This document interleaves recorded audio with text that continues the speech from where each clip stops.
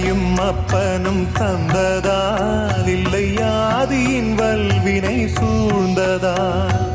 இம்மையை நான் அறியாததா